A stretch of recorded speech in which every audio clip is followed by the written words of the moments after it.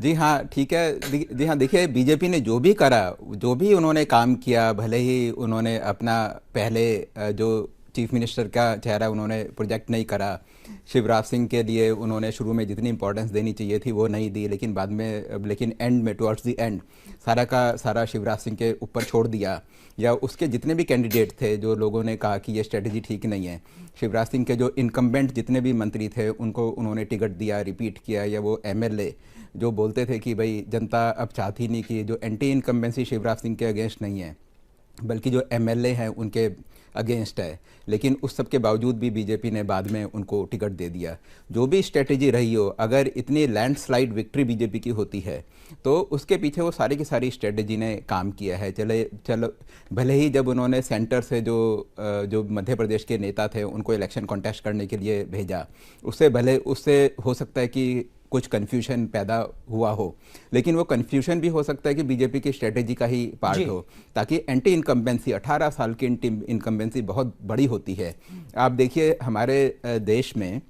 ऐसे कितने स्टेट्स हैं जहाँ की इतनी लंबी सरकारें चली हों। दो स्टेट होंगे, 3 होंगे, उससे ज़्यादा मेरे को लगता नहीं। उड़ीसा एक हो गया, पश्चिम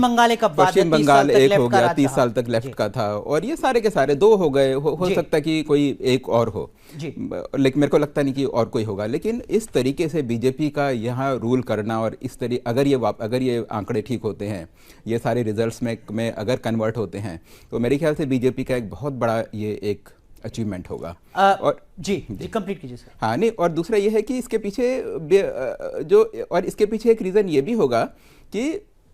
शिवराज सिंह चौहान की सरकार ने जो काम किया है वो काम से लोगों को फ़ायदा हुआ है और लोगों ने अपने आप को कनेक्ट किया है। अच्छा, अगर हम देखिए अनुराग, अगर हम 20 साल पहले की बात करें, है ना, 21-22 साल पहले की बात करें, जिस बीमारू स्टेट, जो ये टर्म था बीमारू, उसमें मध्य प्रदेश का नाम सबसे आगे आता था।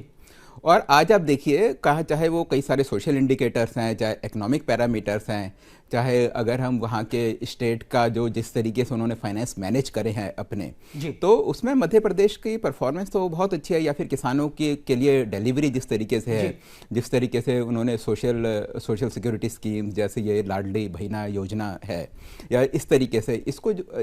इन स्कीम्स को जिस तरीके से उन्होंने इम्प्लीमेंट किया है, तो मेरे ख्याल से ये एक बहुत ही एक अच्छा काम है जिससे कि आम आदमी को फर्क पड़ा है। और यही एक बहुत बड़ा कारण है कि अगर ये रिपीट होती है तो मेरे ख्याल से ये सारे के सारे जो शिवराज सिंह का काम है वो काम भी, वो उन कामों का भी एक बहुत बड़ा